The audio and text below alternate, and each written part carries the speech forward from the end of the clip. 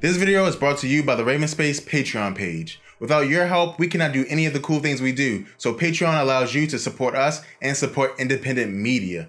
And when you support us, we support you by giving you early access to videos, special giveaways, and even Ravens tickets. So check out the Raven Space Patreon and support today. Welcome to the Raven Space on YouTube. My name is Jason, and this is Raven Space Daily, where we talk about Baltimore Ravens news every single weekday. Thank you guys so much for joining me today.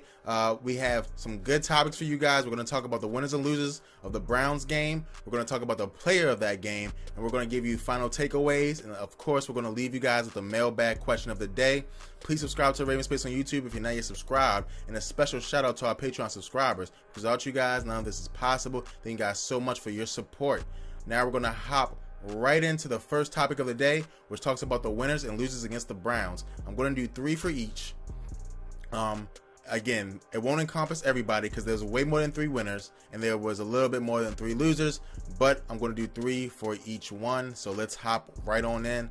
So Terrell Suggs thought he was a winner. Terrell Suggs is commanding you to understand that he is a Hall of Famer.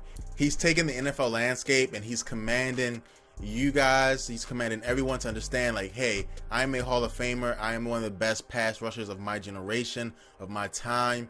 You have to let me in. And he's really performing. I'm super happy for him because I thought that before he was a Hall of Famer, like he had to convince somebody. But now with this play, and if you remember him, if he goes out at this level, you will push him into the NFL Hall of Fame. So I think he's a winner. Brandon Carr, I thought was a winner. Brandon Carr was tested very early in this game. There was about, I would say, 4 deep throws at his area, all of them incompletes.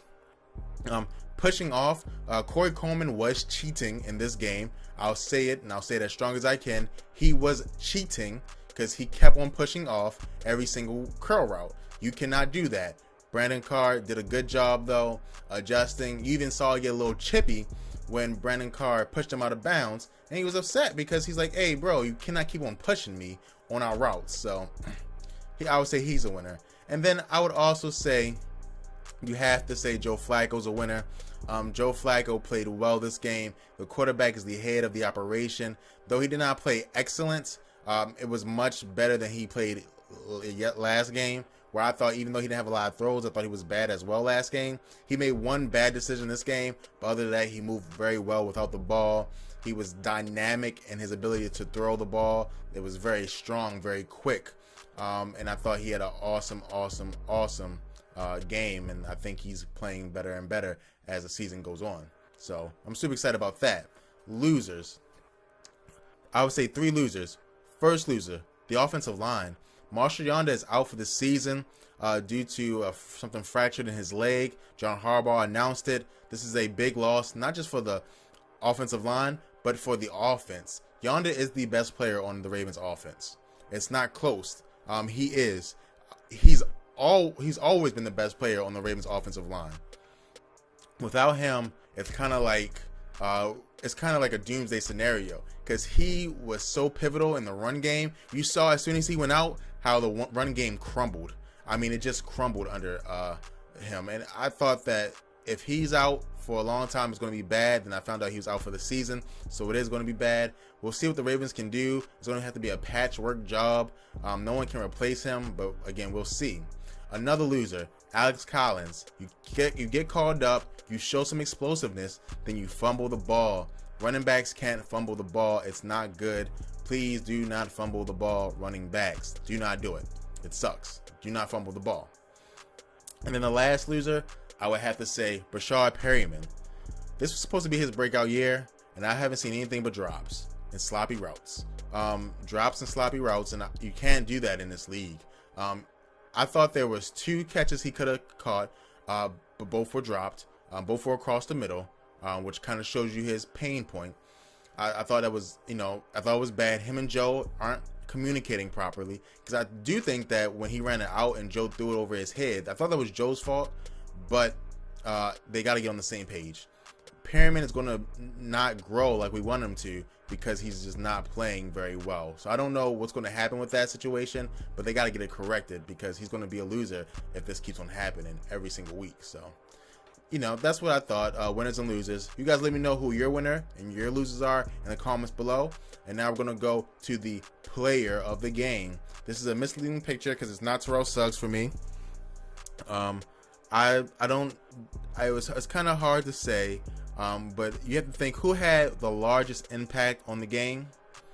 And if you go with largest impact, it's simple. You got to go with the quarterback, Joe Flacco. Joe Flacco is the player of the game. He had the biggest impact on the game. His ability to throw the ball on the run helped out a lot. Buck Allen did very well as well. Buck Allen was in the running, but Joe Flacco, you know, put the icing on the cake in the red zone. I thought he did a very good job. If Buck Allen would have got that rushing touchdown, I might have gave it to him, but he did not. So Joe Flacco is the player of the game for this. You guys let me know if you disagree.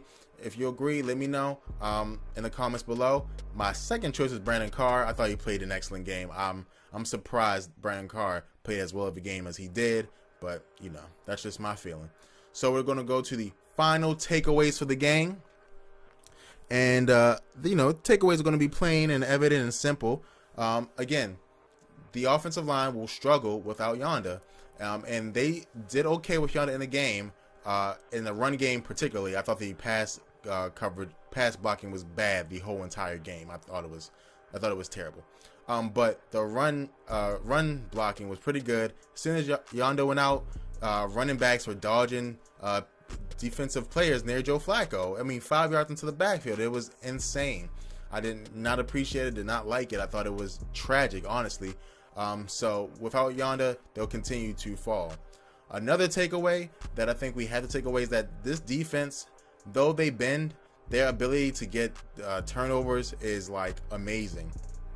We saw there's a lot of teams who have done things like this. The Patriots, when they won a Super Bowl, maybe their third Super Bowl with Tom Brady, had a very, very high turnover ratio for their defense. The Saints, when they won their Super Bowl, turned the ball over. The Colts, when they won their Super Bowl with Peyton Manning, they were able to turn the ball over. And the Ravens have that knack. Now, is our offensive line and our offense going to waste that? Maybe. But they are the real deal in defense. Again, they allowed 10 points this season. They have 10 turnovers. They have a turnover per point. Do you guys understand that? They have a turnover per point. They average a little bit over 1 turnover a quarter. They're the real deal. They're going to be great all the way into the season, and because of that, the Ravens are going to make the playoffs. So those are my takeaways. I believe them to be true. I believe them to be real.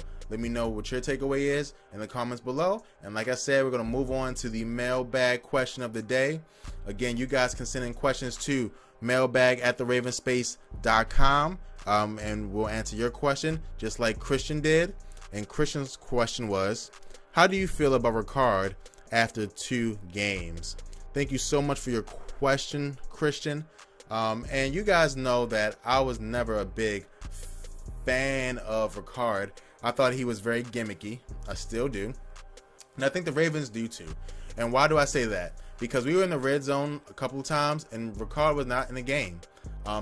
For fullback, we gave a fullback run to our tight end, Max Williams. And when we were running the ball in the red zone and different things like that, we had a tight end back there. On Terrence West's touchdown, I believe we had a tight end at fullback. So seeing Ricard not in the game at fullback makes me think what I thought from the beginning. Hey, the Ravens try something. Maybe when it's 3rd and 1 and they want to run the ball in on the goal line, they'll put them in. But if it's 3rd and 3, you know, and goal, you got to do something. You can't have him in the game, so you put in a tight end. So again, he's a developmental defensive tackle for me. It's cute that his number is 40, whatever, but a developmental defensive tackle. And if you guys disagree, put it in the comments below, because I'm sure you do, and that's fine. Again, we're a family here. The purpose of this channel is to discuss Baltimore Ravens stuff, and I can show you guys cool different things like videos and highlights and stuff like that. So that is the end of the episode. Thank you guys so much. Please subscribe to the Raven Space on YouTube for the best Baltimore Ravens coverage on the internet. Also, if you want to support independent media, check out the link in the description to join the Patreon for the Baltimore Ravens best fan space, the Raven Space. So thank you guys so much, and go Ravens.